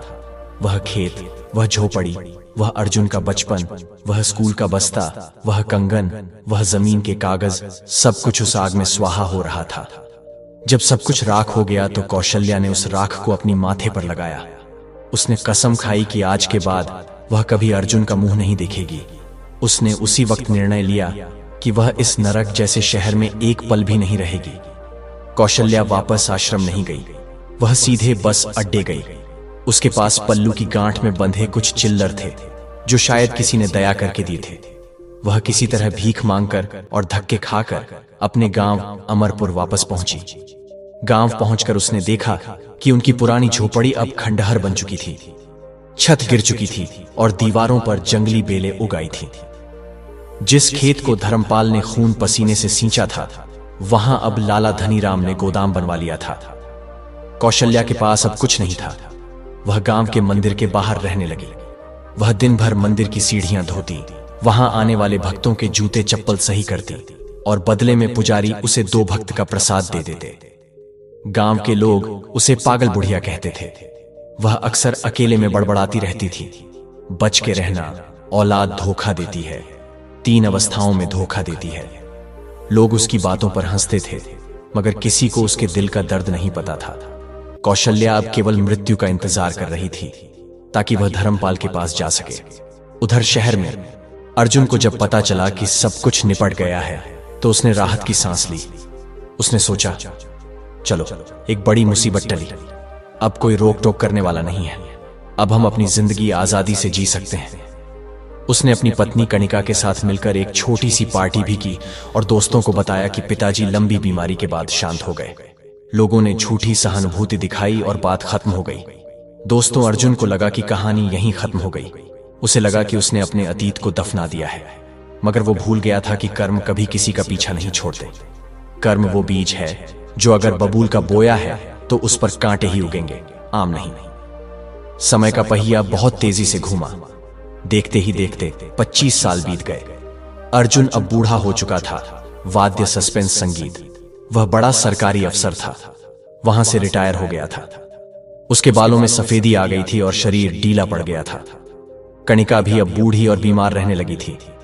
उसे घुटनों में दर्द रहता था और वह बिना सहारे के चल नहीं पाती थी। उनका एक बेटा था जिसका नाम था विक्रम। विक्रम बिल्कुल अर्जुन की परछाई था। उसे भी अर्जुन ने लाड़ प्यार से पाला था। उसे भी अर्जुन ने विदेश पढ़ने भेजा था। विक्रम पढ़ लिख कर वापस आया और अब वह एक बड़ी मल्टीनेशनल कंपनी में काम करता था। उसकी शादी एक बहुत ही आधुनिक ख्यालों वाली लड़की तन्वी से हुई थी। अर्जुन ने अपनी सारी जमा पूंजी लगाकर शहर के पॉश इलाके में एक बहुत बड़ा फ्लैट खरीदा था। उसे गर्व था कि उसने अपने बेटे के लिए इतना कुछ किया। उसे लगता था कि अब बुढ़ापे में वह और कणिका आराम से रहेंगे और बेटा बहू उनकी सेवा करेंगे। लेकिन इतिहास खुद को दोहराने के लिए तैयार खड़ा था। एक दिन शाम को अर्जुन अपने आराम कुर्सी पर बैठा अखबार पढ़ रहा था। विक्रम और तन्वी उसके पास आए। विक्रम के हाथ में कुछ कागज थे। अर्जुन ने चश्मा ठीक करते हुए पूछा, क्या बात है बेटा, कुछ चाहिए? विक्रम ने सोफे पर बैठते हुए कहा, डैड, मुझे आपसे कुछ जरूरी बात करनी है। दरअसल मेरी कंपनी मुझे अमेरिका शिफ्ट कर रही है। ये मेरे करियर के लिए बहुत बड़ा मौका है। तन्वी भी वहां अपना बुटीक खोलना चाहती है। अर्जुन खुश हो गया। उसने कहा, अरे वाह, ये तो बहुत अच्छी खबर है। तुम लोग कब जा रहे हो और हम कब चलेंगे? मुझे तो अमेरिका देखने का बहुत मन है। विक्रम और तन्वी ने एक दूसरे की तरफ देखा। कमरे में एक अजीब सी खामोशी छा गई। विक्रम ने गला साफ किया और बोला, डैड, यही तो समस्या है। वहां का वीजा नियम बहुत सख्त है और वहां मेडिकल खर्चा बहुत ज्यादा है। आप और मॉम की तबीयत भी ठीक नहीं रहती। वहां आप लोग एडजस्ट नहीं कर पाएंगे। वहां ठंड भी बहुत होती है। अर्जुन का दिल धक से रह गया। उसे याद आया कि बरसों पहले उसने भी अपने पिता से कुछ ऐसा ही कहा था। उसने संभलते हुए पूछा, तो तुम्हारा क्या मतलब है? हम यहीं रहेंगे? तन्वी ने बात संभाली और बोली, हां डैड, देखिए, व्यावहारिक बनिए। हम वहां सेटल होने जा रहे हैं। हम यह फ्लैट बेचकर वहां घर लेना चाहते हैं। यहां यह फ्लैट खाली पड़ा रहेगा तो खराब हो जाएगा, और वैसे भी इसके दाम अभी बहुत अच्छे मिल रहे हैं। अर्जुन को अपने कानों पर विश्वास नहीं हुआ। वह चिल्लाया, फ्लैट बेच दोगे तो हम कहां रहेंगे? ये मेरा घर है। मैंने अपनी जिंदगी भर की कमाई इसमें लगा दी है। विक्रम ने झल्लाहट में कहा, ओह कम ऑन डैड, इतना इमोशनल ड्रामा मत करो। हमने सब सोच लिया है। शहर के बाहर एक बहुत अच्छा सीनियर सिटीजन होम, वृद्धाश्रम है। वहां बहुत सुविधाएं हैं। वहां आपके जैसे बहुत से लोग हैं। आपको वहां कंपनी मिलेगी, खाना मिलेगा, मेडिकल हेल्प मिलेगी। हम वहां के सारे पैसे एडवांस में जमा कर देंगे। आप वहां खुश रहेंगे। Senior citizen home. अर्जुन के मुंह से यह शब्द निकला और उसकी जुबान तालू से चिपक गई। उसकी आंखों के सामने एक फ्लैशबैक चला। उसे वह मंजर याद आया जब वह 25 साल पहले अपने पिता धर्मपाल और मां कौशल्या को ऐसे ही एक आश्रम में छोड़ने गया था। उसे याद आया कि कैसे उसकी मां गाड़ी के पीछे दौड़ी थी। उसे याद आया कि कैसे उसने पिता की लाश को लेने से मना कर दिया था। अर्जुन कांपने लगा। उसे पसीना आने लगा। कणिका जो पास बैठी सब सुन रही थी, वह फूट फूट कर रोने लगी। उसने कहा, बेटा, हम तेरे मां बाप हैं। तू हमें घर से निकाल रहा है। हमने तुझे राजकुमार की तरह पाला। विक्रम ने कठोरता से कहा, मॉम प्लीज, ये सब पुरानी बातें हैं। हमें अपना भविष्य देखना है। आप लोग तो अपनी जिंदगी जी चुके, अब हमें जीने दीजिए। कल वकील आएगा, आप लोग कागजों पर साइन कर देना। इतना कहकर विक्रम और तन्वी अपने कमरे में चले गए और दरवाजा जोर से बंद कर दिया। अर्जुन और कणिका उस ड्राइंग रूम में अकेले रह गए। ऐसी चल रहा था, मगर अर्जुन को भीषण गर्मी लग रही थी। उसे अपने पिता धर्मपाल की याद आ रही थी। उसे वह स्टोर रूम याद आ रहा था। उसे लगा जैसे धर्मपाल की आत्मा कमरे के कोने में खड़ी हंस रही है और कह रही है, क्यों अर्जुन, दर्द हो रहा है? जब तूने मुझे छोड़ा था तो मुझे भी ऐसा ही दर्द हुआ था। अर्जुन को एहसास हुआ कि उसने जो बीज बोया था, आज वह विशाल पेड़ बनकर उसके ऊपर गिरने वाला है। वह चीखना चाहता था, माफी मांगना चाहता था, मगर किससे? उसके माता पिता तो कब के राख बन चुके थे। उस रात अर्जुन को नींद नहीं आई। वह पूरी रात बालकनी में बैठा आसमान को घूरता रहा।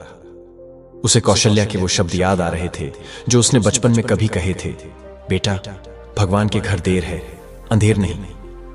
अगली सुबह वकील आया। विक्रम ने कागजात अर्जुन के सामने रख दी। अर्जुन के हाथ कांप रहे थे।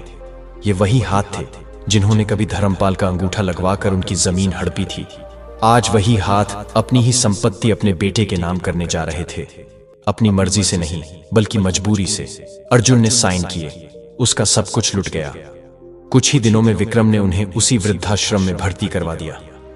संयोग देखिए, यह वही वृद्धाश्रम था जहां धर्मपाल ने अपनी आखिरी सांस ली थी। बस अब इसका नाम बदल गया था और इमारत थोड़ी नई हो गई थी। अर्जुन को जब उस कमरे में ले जाया गया तो उसे लगा जैसे दीवारों से उसके पिता की खांसी की आवाज आ रही है। वह उस खाट पर बैठा और फूट फूट कर रोने लगा। उसने आसमान की तरफ हाथ उठाए और चिल्लाए, पिताजी, मुझे माफ कर दो। अम्मा, मुझे माफ कर दो। मुझे मेरे कर्मों की सजा मिल गई। लेकिन अब बहुत देर हो चुकी थी। वहां उसकी सुनने वाला कोई नहीं था। वहां केवल उसके जैसे और भी बदमसी बूढ़े थे जो अपनी अपनी औलाद को कोस रहे थे। दोस्तों, अर्जुन उसी वृद्धाश्रम की चारदीवारी के भीतर कैद था जहां उसने अपने पिता को लावारिस छोड़ दिया था। यह वही जगह थी जहां की हवा में आज भी उसके पिता धर्मपाल की सिसकियां और उसकी मां कौशल्या की चीखें गूंज रही थीं। अर्जुन रोज सुबह उठता और उस गेट को निहारता रहता था, ठीक वैसे ही जैसे उसकी मां कौशल्या निहारती थी। उसे हर पल यह उम्मीद रहती कि शायद उसका बेटा विक्रम अपनी गलती सुधारने आएगा। शायद उसकी बहू तन्वी का दिल पसीज जाएगा। मगर जैसे जैसे दिन बीतते गए, अर्जुन की उम्मीदें भी दम तोड़ती गईं। उसे अब समझ आ चुका था कि इतिहास ने खुद को दोहराया है। लेकिन इस बार चोट ज्यादा गहरी थी, क्योंकि उसे पता था कि यह उसके ही किए हुए पापों का फल है। अर्जुन अक्सर आश्रम के कोने में बैठकर रोता रहता था। वहां के कर्मचारी उसे पागल समझने लगे थे। वह बार बार हवा में हाथ हिलाता और माफी मांगता, बाबूजी, मुझे माफ कर दो। अम्मा, मुझे अपने साथ ले चलो। यह अकेलापन मुझे खाए जा रहा है। मगर अब माफी देने वाले जा चुके थे। वो अपनी सजा पूरी करने के लिए अभिशप्त था। उसे अब खाने का स्वाद नहीं आता था, नींद नहीं आती थी। उसे हर पल वह मंजर याद आता था जब उसने पिता की लाश को लेने से मना कर दिया था।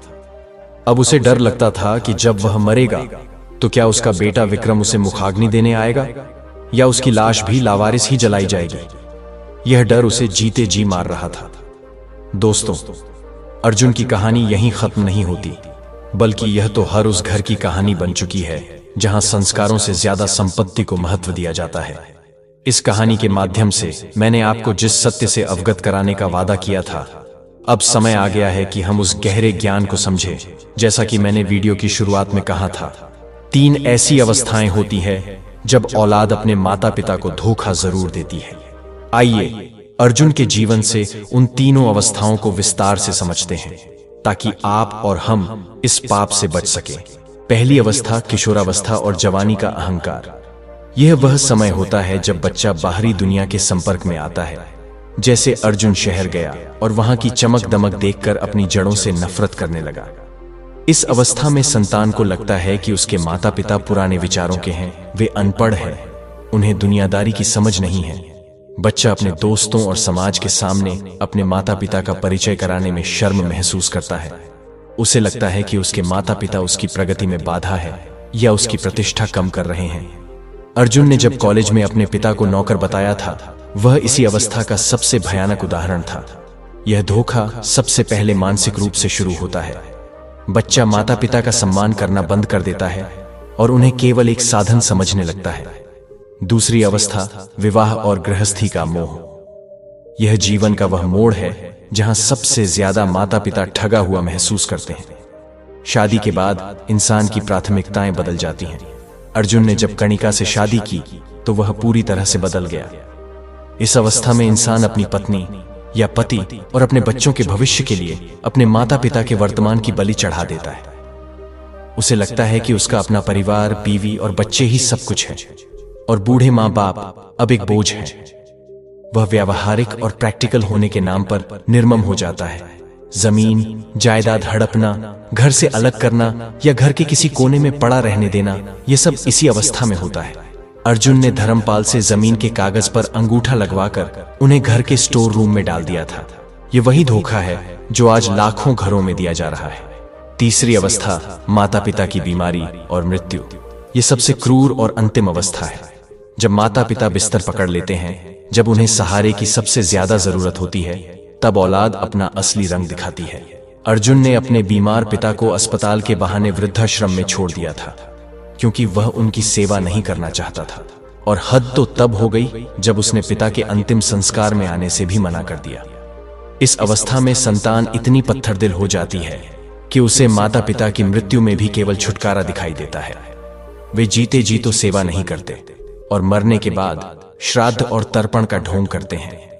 यह धोखा आत्मा को छलनी करने वाला होता है। वह गुप्त रहस्य कर्म का प्रतिध्वनि का सिद्धांत। अब मैं आपको वह रहस्य बताने जा रहा हूं जिसका वादा मैंने आपसे किया था। आखिर ऐसा क्यों होता है? क्यों धर्मपाल जैसा भला इंसान, जिसने अपना सब कुछ न्यौछावर कर दिया, उसे ऐसा दिन देखना पड़ा? और कैसे आप इससे बच सकते हैं? गुप्त रहस्य यह है कि संतान वह नहीं सीखती जो आप उसे सिखाते हैं। संतान वह सीखती है जो वह आपको करते हुए देखती है। अर्जुन ने बचपन से क्या देखा? उसने देखा कि उसके पिता केवल पैसे कमाने और उसे बड़ा आदमी बनाने के पीछे भाग रहे हैं। धर्मपाल ने अर्जुन को गणित सिखाया, विज्ञान सिखाया, अंग्रेजी स्कूल में भेजा, लेकिन क्या उसने अर्जुन को कभी यह सिखाया कि रिश्तों की कीमत क्या होती है? क्या उसने कभी अर्जुन को यह एहसास दिलाया कि संघर्ष का सम्मान कैसे किया जाता है? नहीं। धर्मपाल ने अनजाने में अर्जुन को यह संदेश दिया कि बेटा, तुम्हारी सफलता ही सब कुछ है, हमारे दुख दर्द मायने नहीं रखते। जब आप अपनी संतान के लिए अपनी ही हड्डियों का सुरमा बना देते हैं, तो संतान को लगने लगता है कि आप केवल जलने के लिए ही बने हैं। इसे हमारे शास्त्रों में कर्म की प्रतिध्वनि या इको कहते हैं। आप जो आवाज ब्रह्मांड में भेजेंगे वही लौट कर आएगी। अर्जुन ने अपने माता पिता के साथ जो किया, उसके बेटे विक्रम ने बचपन से वही देखा। विक्रम ने देखा कि उसके दादा दादी को घर के कोने में रखा जाता है। उसने देखा कि उसके पिता अपने माता पिता का सम्मान नहीं करते, तो विक्रम ने वही सीखा। उसने सोचा कि जब बुढ़ापा आता है तो माँ बाप को घर से निकाल देना ही इस घर का रिवाज है।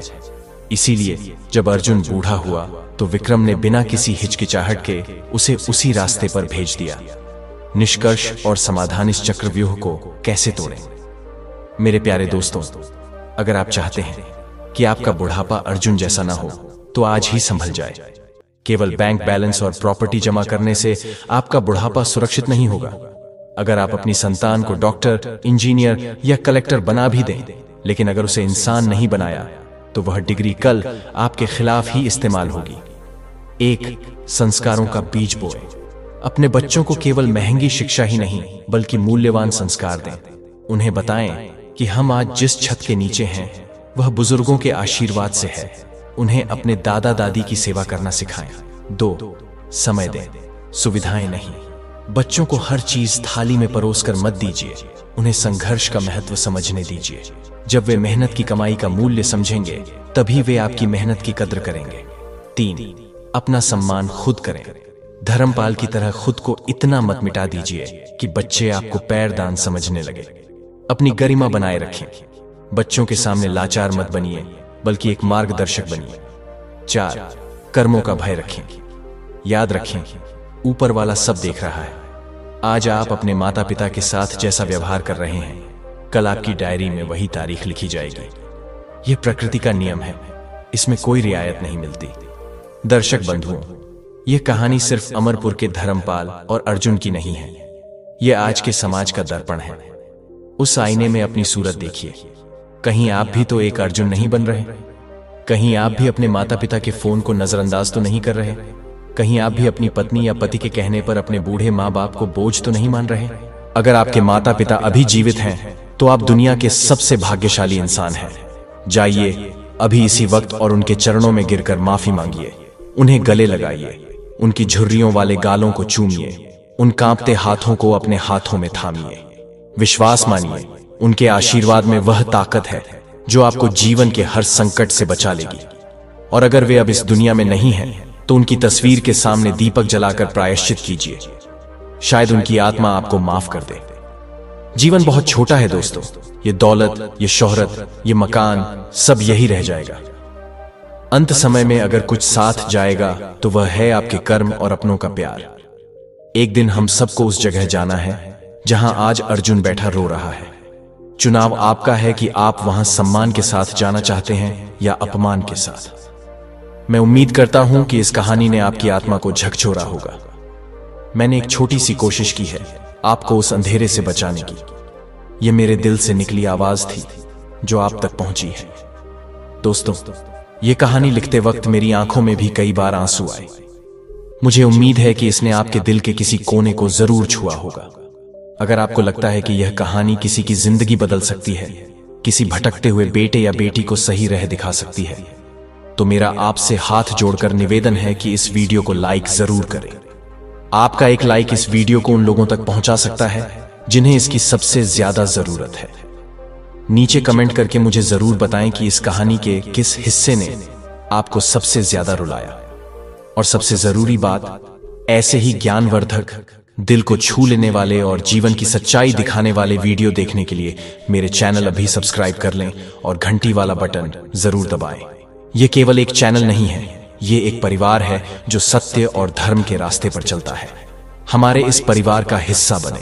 इस वीडियो को अपने परिवार के साथ, अपने दोस्तों के साथ और हर उस शख्स के साथ शेयर करें जिसे आप प्यार करते हैं। हो सकता है आपका एक शेयर किसी का घर टूटने से बचा ले, किसी माता पिता को वृद्धाश्रम जाने से रोक ले। अगली बार फिर मिलूंगा एक नई कहानी और एक नई सीख के साथ। तब तक के लिए अपने माता पिता का ख्याल रखें, क्योंकि ईश्वर हर जगह नहीं हो सकता, इसलिए उसने माँ बाप बनाए हैं। माता पिता के चरणों में मेरा कोटि कोटि नमन। धन्यवाद।